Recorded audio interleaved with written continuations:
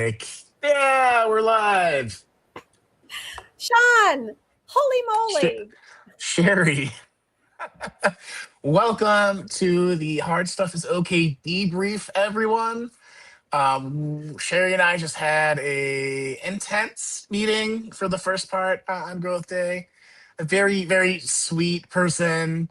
Um, had a lot of hard stuff, I think, that was pent up for years and years and years, and is maybe a little bit more extroverted than I'm usually like. I don't want to say comfortable with, but it was a lot of energy and a lot of tough things this person was going through, to the point where we couldn't interrupt, which is, as coaches, is a very interesting thing because that's a tricky business in itself, to acknowledge someone, to hold the space, and to get to the coaching things or the group task things that we need to do.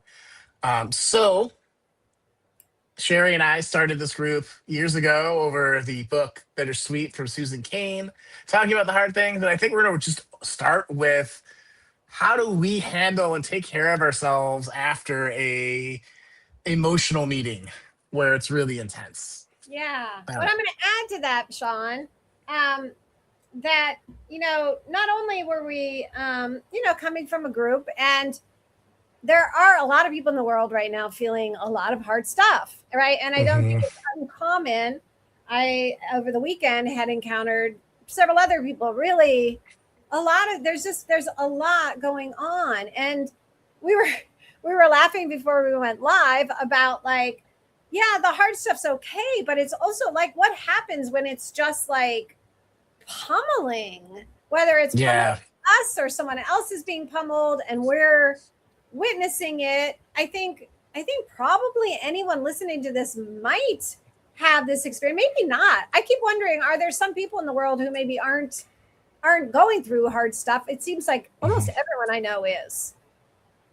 Yeah, I'm not sure if it's like we're just aware of more of it because of how information is exchanged now, or, but it has felt like probably since COVID, it's a Yeah. constant, like, things are going wrong everywhere, or things are going wrong, like, personally, like this year's been a trial of personal tests of, how are you going to handle family stuff? How are you going to handle health? How are you going to handle, and I think maybe this is what I've noticed, and maybe you have a thought on this.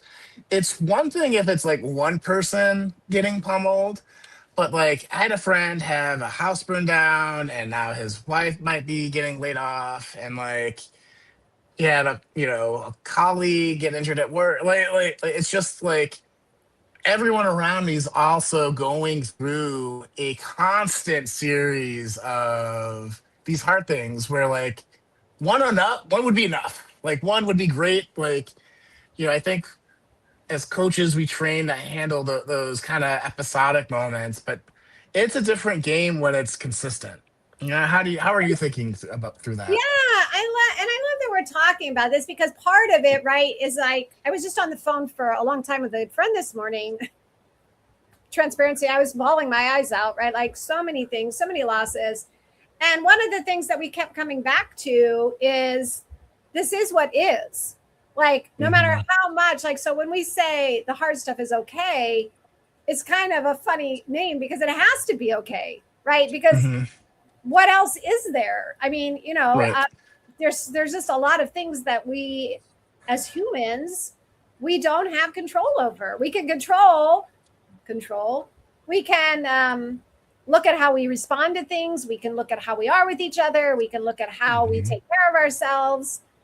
But yeah, so yeah, and I'm gonna circle back to what you were just saying about what happens when it's not even just in our own lives, but the people that we know. It feels like a very consistent sort of pummeling.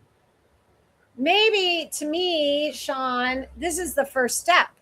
To me, the first step is just being able to say, Hmm. wow, wow, this is a lot. And it's not Yep. just me, it's a lot of people I know, and feeling my heart open to that. Hmm. Yeah. I think that's spot on, actually one of the things we've had in this group has been uh, being okay with the emotions that come with the hard stuff. Yeah. It's like that permissiveness. But I almost wonder if there's still this like idea that I'm noticing for me that like, oh, I just wish I was back in the phase of my life when like everything was going happily. And how do we get back to there? And like the idea of the group is like, you don't ever get back to there. you know, it's that these are the human experiences we have to deal with in order to move forward. Well, and I love what you just said because this is what I, one of the things I was saying to my friend. I kept saying, I just want to go back. And of course Hmm. I mean, it's actually a ridiculous thing to say. There's no going back. And Hmm. I do wonder, I noticed for myself how much that resistance to what is adds to the suffering, right? Absolutely. Yeah, the wanting to change the situation so desperately so you don't feel bad, or you don't, aren't experiencing the negative feelings, I'll put in air quotes, um, actually increases the friction of it. It's putting more weight on it, so it's causing more um, pain, like you Yeah, said. I just right. restated what you said, but No, no, no, but that was great. And I'm going to give a really simple example because this is probably one of the most like there's absolutely nothing to be done that we had to put our cat to sleep last week, right? Like and Mhm. we had her for 16 and a half years. Her sister, she wasn't really a sister, but her best friend died last year, so I've hardly gotten over that. And I was thinking about like so I walk in the house and I'm like, ugh, you know, Mhm. I and I realized today that it's like I could walk in the house and be like extra kind to myself. Oh, honey, I know Mhm. this is hard. Instead of like walking in the house and being like, I wish she were here. I wish she were here. There's a, Mhm. there's a big difference, right? Because one of them, I'm just like fighting it. Like, I miss her. I want to hold Mhm. her. Where is she? I wish she were here. She's not coming Yeah. back. She is not Mhm. coming back. And I think that what I could be doing is just being like more like, I know, I know this is Mhm. hard. I mean, that's what we do for each other, right? Like, I know, I hear you. Mhm. It's hard. Yeah. Yeah. And we often talk about like grief reminding you of other grief. I had a cat years ago. His name was Slider, Oh, but he was a great little fuzzy guy, long haired, like wake up and have the bedhead thing.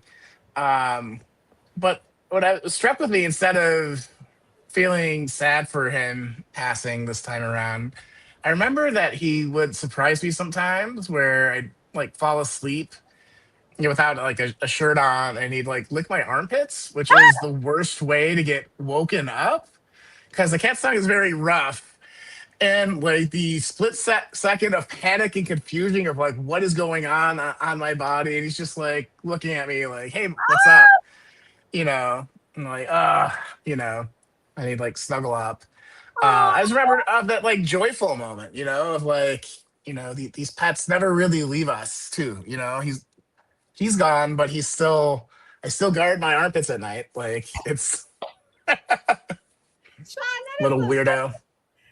yeah. Well, and so I think this is like the real crux of it, right? Like it's that um it's allowing ourselves the feelings. I think we always bring Hmm. this, don't we? Allowing ourselves the feelings, but not drowning in them, but Hmm. not pretending they don't exist, but also Hmm. acknowledging the love. And it's like a big old club sandwich of Yeah. stuff, right? And yeah, It's the multitudes. thank you. I love that you say that. I just wait every time for you to say that, right?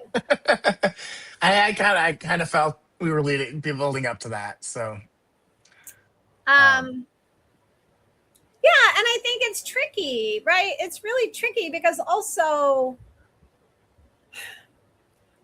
of the things, let's go back to like, so for me, it's like going through like a series of losses. And yeah, and a lot of people that I know happen to be going through some hard stuff. And I think the Hmm. other question, and this comes back to us as coaches, and I think about this a lot, like, what am I doing for my energy? What am I doing Hmm. to take care of myself? Because it's exhausting. And I think um, we can't separate out self-care from the hard stuff. Right. Yeah. I think they're one and the same, you know. I think, I mean, something you said that was really interesting is like to not sit in the feelings. Um, I think feelings are action indicators that the energy needs to go somewhere. And that could be a conversation with a good friend, a piece of art, a quiet evening reading a book, you know, um, double down and putting it into your work. I think feelings are a call for movement. Oh, Uh, and it either spiritually, physically, emotionally, but like something needs to get transferred because when it gets stuck in you, that's when I feel, for me, that's when I have the hardest times. yeah, And being conscious of that. And so like I have like a checklist of like when I'm really feeling down, it's like go for a walk, it's read a book, it's play some music, it's listen to music, it's talk to Ashley. I have a couple of good friends on my like, and it's a long list. And these times where we're getting pummeled by everything, right? Sometimes that list doesn't work, and what do you do? And like, there was a time a month ago where I got through my list, and everything that I was trying to do just made me angrier about what was going on, you know? And so you could feel that the energy is supposed to go out into that long walk, and now I feel worse. Like what's kind of going on there, and like I don't have a good answer for what to do in those situations. I'm not sure if I do. you do. All right. Well, the only reason I do is because this is what I was talking to my friend about this morning. Because I have a very long list of things that I can do. Right, like the same as you. I'm not feeling very, well. I'm feeling grief, whatever. Here's some things to do. Right, and there's a lot of things. And my friend said that sounds tiring. And I said immediately, I was like, I'm really tired. And Hmm. she said, on that list, do you ever just have do nothing? Like try nothing, Hmm. stop trying, just be. And I realized like sometimes going for a walk or meditating or running or talking to a friend, those are all great. And then sometimes what those are is my system saying, I don't want this, save me, get me out of this. And maybe in Hmm. those times, it's not always going to be that, but maybe in those times, it's like just to surrender. Hmm. Hmm. And I don't know. I'm certainly open to trying it because I think, yeah, I think sometimes the frantic grabbing for the tool to feel better is in itself exhausting. It can be. I agree with that. And that hard day that I was talking about, like I just eventually gave up and just like I'm just going to feel how I feel for the rest of the day. Oh, And like I took long, I think I took 3 naps that day. Had like I basically looked like a depressed person because that's how I felt. And I'm like, I'm going to like put on the armor of how or reflect how I'm feeling. Went for like a 2.5 meandering. Like I went for a walk because it's on my checklist, but I didn't go because it's on the checklist. It's just I'm just gonna go and see where my legs take me. I yeah. want to be I want to be in nature and like listen to birds and like So I went to a place and sat on the bench for a while and just kind of existed. Yeah. And the next day I was able to kind of like, okay, ready to get going, So yeah, there's something to that surrendering or that accepting um without resistance, It's like I'm gonna float on this stream for a little bit because everything that I'm trying to do to swim is pulling me further down towards the waterfall, and like Yes. let's I let's love that. relax. You know what? I love that because I think what you're saying, yeah, is one way to respond. I think that the trick, right, is that we have to be really present in the moment to know what, Hmm. like, because sometimes that's exactly I think what we need to do. But then if it happens 3 or 4 or 5 days in a row, we might have to say to ourselves, oh wait, do I need to do something else? There's no like one right answer, which I think is part of this whole Right. thing. Yeah. But I mean, for Hmm. me, I know that we're almost at our time, but I think doing these with you, to me, it's like opening up the conversation is the first step. Like, because it helps, you know, Hmm. it helps us understand, like, well, where am I in this? If somebody's listening right now or later, they might be like, yeah, do I want to take a walk? Do I want to take a nap? Do I want to just sit and do nothing until it comes to me? Am I resisting? Am I trying? Am I not Hmm. trying? Like, just to get a sense, like, what's going on for me? Yeah. And yeah, through that understanding, I think you can have acceptance, or you can have oh, this is what I really need right now. Yeah. Excuse me, in the moment. Yeah. Um, and that changes, and that's different for everyone. And it's different, you know, for me in a day. It's like, oh, I might feel more pressure in the morning, like, oh, I got to get some work done, and then by lunchtime, if I'm like fighting it, it's like, you know what? Trying to hang on to this idea of what I have to get done today maybe isn't Yeah. the best strategy. So yeah, Yeah. I it's mean, what good. I'm hearing underneath all of this is like really a compassion and a spaciousness for ourselves. That's what I'm hearing. Like, Hmm. there's not an answer. We don't know. Like, but how can we just show up for ourselves or with a friend and like I'm doing with you right now? Like, I'm talking to you and I'm thinking, I'm going to go lie down for 15 minutes after this and just give myself a rest. Just Hmm. I feel my system feels overloaded. Um, that's the next step. And then I'll see after that. Yeah. And sometimes it's just the next best step, is what our friend Yes. Brendan would say, and 15 minutes with your eyes closed can change the world. And honestly, yeah. Or or it could not.